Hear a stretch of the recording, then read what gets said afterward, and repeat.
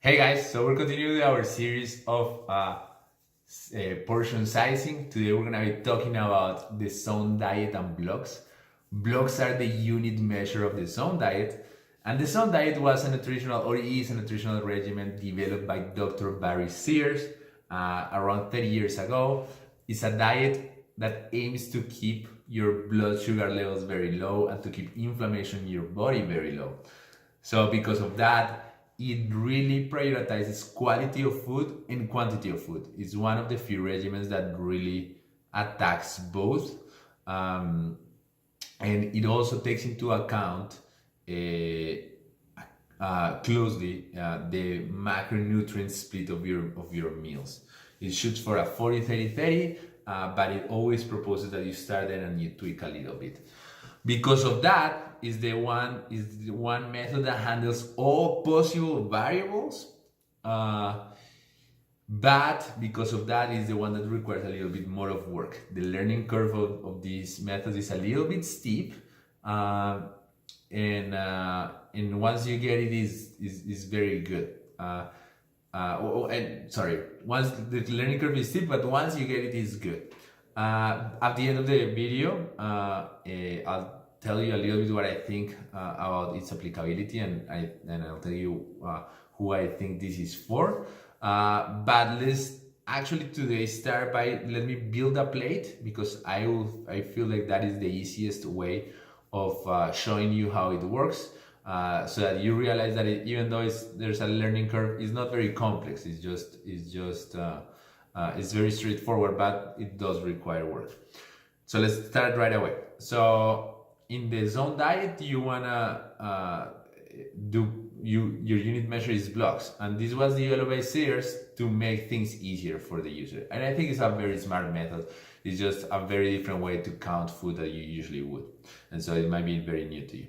So what you want is to create plates that have equal blocks, like for your meals, equal blocks of protein, fats, and carbohydrates. So I'm gonna make a plate for me that has 4 blocks of protein, 4 blocks of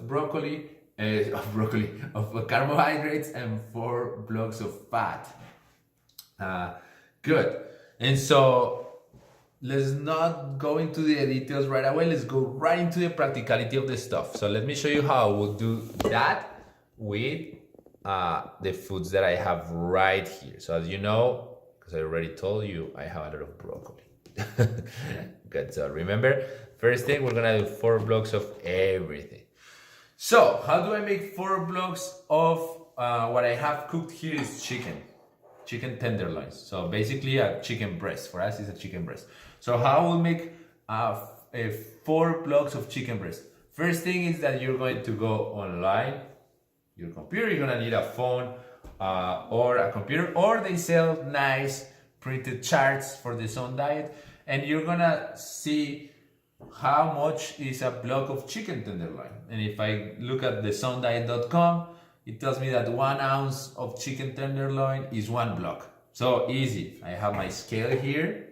I highly recommend this model if you're like into scales. Joseph.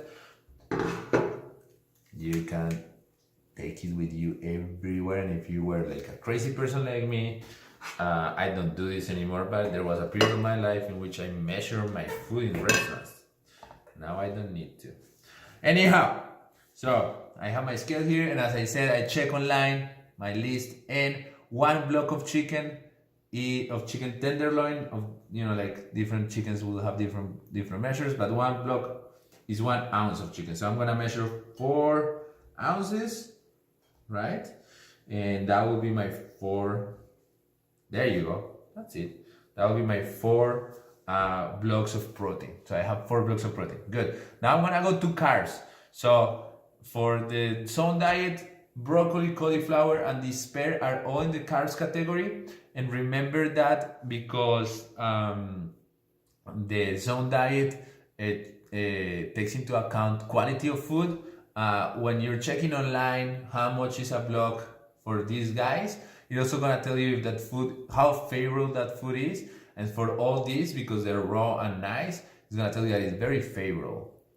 Good. So if I check my computer here, it's gonna tell me that for broccoli, let me tell you exactly. For broccoli, here it is. Where is it? Chicken, cantaloupe, broccoli, cooked vegetables. 1.5 cup are 1 block. So I'm gonna create 1 block of broccoli here. So this is 1/2 cup, and I need 1.5 for 1 block. This is, you know, a cup. I highly recommend that you eat all parts of broccoli, even this part. And there's my third half. So this is 1 block of carbohydrates according to this diet. Isn't that cool? That's a lot of broccoli. I love that. Okay, now I have cauliflower. So if I check for cauliflower, and this cauliflower, this one was cooked, the broccoli was cooked, this one is raw. I love cauliflower raw because it's so crunchy. So cauliflower, where is it? Here we are. Yeah. So cauliflower is raw is 2 cups. So I'm gonna create just 1 block is 2 cups of cauliflower. So I'm gonna create just 1 block. I don't need more than that because I have my pear.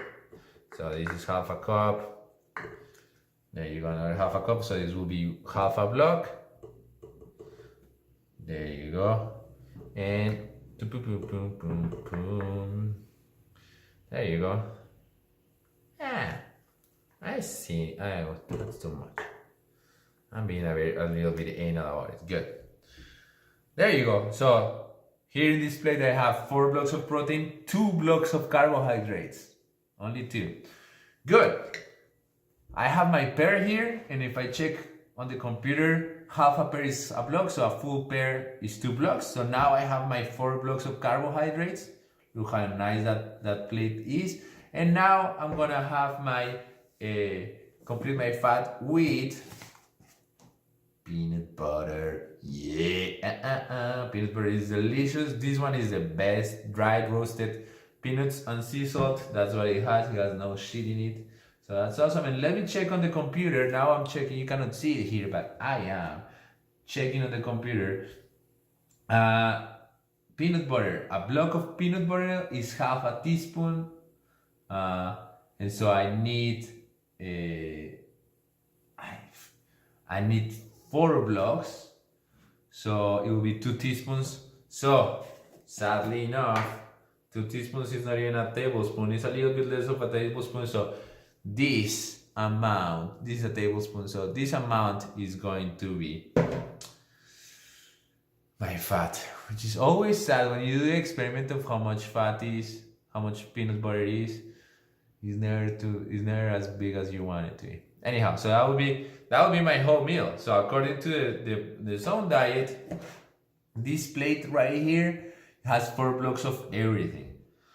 So just check out how loaded it is on good stuff, right? It's a good diet. And because I chose my foods from the most favorable category, I know that this meal right here has a very low glycemic index and very low inflammation promoting qualities. Okay, so let me lower this down now and let's talk about this. So that is how to create a plate there with the zone. Good. Advantages, let's talk about that. It's the most precise method by far. You're not just taking into account how much, you're taking into account your macronutrient split, and you're taking into account amount of fiber, amount of glycemic index, and other properties. You don't see those because you don't see all those properties because you do what I did, that is go to the chart and see what is most favorable or less favorable. But all that is taken into account in the chart. So compare that with your regular method of doing macronutrients, in which you just put into MyFitnessPal 4 ounces of chicken. You're not taking into account any of that, right? So this one is the most precise by far. It is. It requires 2 things though. It requires first that you learn the method very well and learn how much is a block.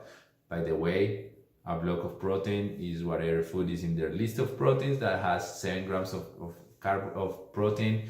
A block of carbohydrates is gonna have 9 grams of net carbohydrates. It doesn't take into account the fiber. And a block of fat has 1.5 grams of fat, more or less. Anyhow, but as I was saying, it requires two things. It requires that you familiarize yourself very well with the method, and it requires that you tweak the method very well. So you will start, if you are like me, you will start like, if you're a woman, you will start with meals of 3 blocks. That means 3 blocks of protein, 3 blocks of carbohydrates, 3 blocks of fat, and maybe some snacks that will be 1 or 2 blocks. And those snacks will be like 1 block of protein, 1 block of, like complete balanced meals.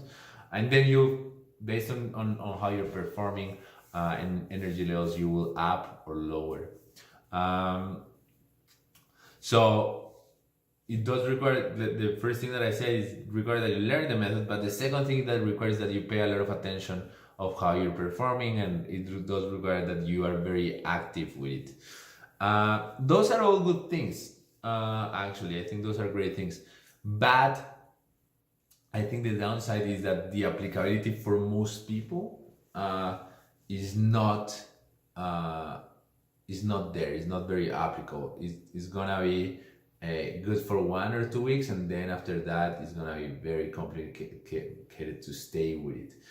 And so, when you're thinking about an optimal method for you to track your food, you have to think not about just the biochemical part of it. You have to take into account the biophysical and the psychological, right? Like the fact that can you do it? Can your behaviors actually does it fit with your lifestyle, right? That is the main problem of this one. Is like super precise. You can be as anal as possible, but it's not very applicable. Now, if you check at this plate and compare it, for example, to what we talked last week, like I have a little bit less than a pound and a half of chicken. I have like 2 or 3 feasts of veggies. This is definitely 2 handfuls of smart carbs, and I have pretty much a thumb of fat, right? So if you compare it with our other measures, you'll see that we're not that far off one from the other. Now, in another method, it's very practical. We lose some precision, and in our other method, we're not tracking. It's completely up to you to track quality, right? In this method, quality is gonna be tracked because you have to follow your charts. The question is if that level of like the requirement of the complexity of doing it, if it does provide you a good increase in a good return, right? Like I'm going to invest all this time in learning, and I'm going to invest. Some people, and the short answer for that is depends a lot. Some people find that it gives them a big return, and some people find that it doesn't. It completely depends on what is more valuable to you, right? Like the time learning, versus a 1% gain or not. And so that is it. That is how blocks work. As you saw here, it's a lot easier if you have your food cooked in bulk. So that is one thing. The other thing is that it's not gonna be forgiving at all with buying food that is already made. It's gonna if you're following this block counting, it's gonna be very hard to go outside what I just showed you, right? Like it's gonna be very, very hard. Like you could play the game of doing for example, a protein bar, but it's not gonna work. They're not compatible. So the block method keeps you in very whole food. So that is also a harsh line. But because of that, it could be very, very good for you. Anyhow, that is the block method. Next week we'll talk about just macronutrient splits and the different systems that are there on the market and how they differ from this one. Eh, that is it. If you're gonna try playing with blocks, go ahead and do it. Let me know how it goes. That is it.